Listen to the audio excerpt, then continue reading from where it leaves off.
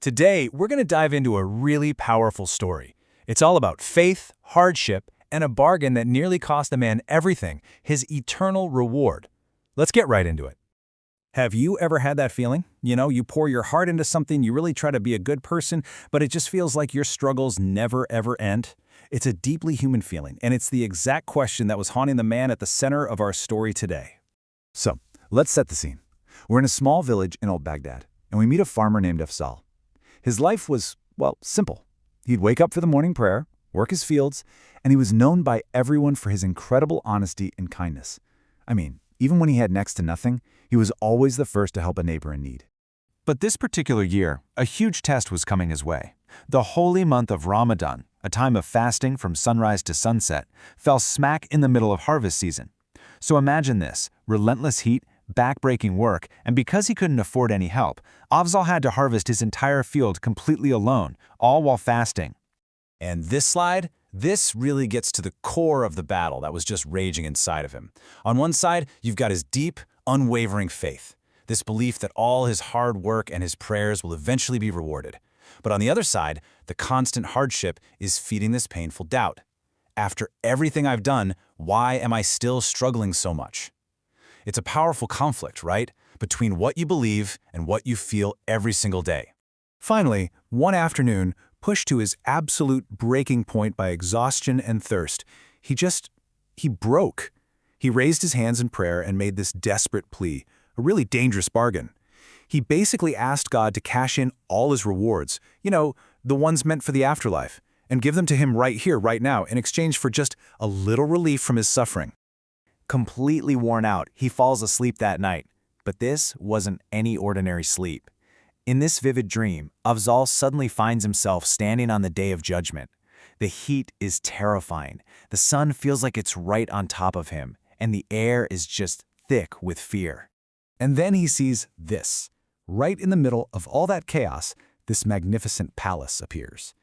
And it's a place that's just beyond any earthly description. I mean, walls made of jewels, rivers of milk and honey flowing through gardens so beautiful you can't even imagine it. He is completely and utterly awestruck. He turns to an angel standing nearby and he just has to ask, who could possibly own such a breathtaking reward? It had to be a great prophet, or maybe a revered saint, right? So, Afzal asks the angel this question, and the answer he gets, well, it's the climax of the dream, and it is absolutely shocking. The angel just looks at him and delivers the most devastating news you could possibly imagine. This palace, this incredible paradise, it did belong to a simple farmer from Baghdad, a man named Afzal. It was his. But the angel explains, he foolishly sold it. And that's the crucial point, isn't it? His prayer had been answered. In that moment of desperation, he had traded this eternal, magnificent home for a bit of temporary relief from the sun and thirst, a relief he hadn't even gotten yet. He had literally sold his paradise. Afzal wakes up with a scream, just drenched in a cold sweat. The reality of his bargain hits him like a punch to the gut. He falls to the floor in prostration and spends the entire night just weeping, begging God for forgiveness and pleading to cancel the deal. He didn't want any reward in this world anymore. Not now. The very next evening, his newfound resolve is put to the test. Just as he's about to break his fast, a mysterious feast, just an incredible spread of food, appears at his door. He knew instantly. This was it. This was the worldly payment he had asked for. Without even a second of hesitation, he told his wife to give every last bit of it to their poor neighbors, and he broke his own fast with nothing more than a single date and some water. That night, he falls into a deep sleep, and he dreams again. He's back on the Day of Judgment, standing right in front of the very same palace.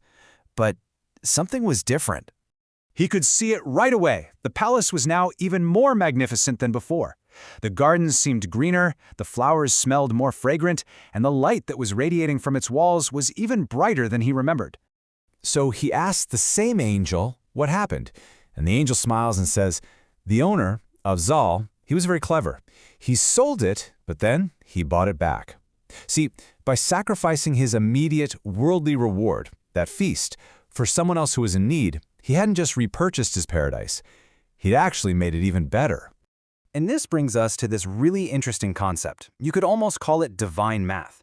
In Islam, and especially during a blessed time like Ramadan, the reward for a single good deed can be multiplied, some traditions say by up to 70 times.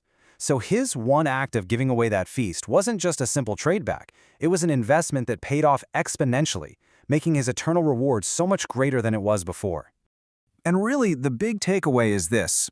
The story of Afzal is this profound reminder not to trade something eternal for something temporary. It suggests that patience, especially during our worldly struggles, yields a reward in the afterlife that is so much greater than any immediate comfort we could ever ask for. And so the story leaves us all with a pretty big question to think about. In our own moments of hardship, when we're just desperate for a quick fix, what eternal rewards might we be risking for just a little temporary comfort? What is your paradise, and what are you willing to trade it for?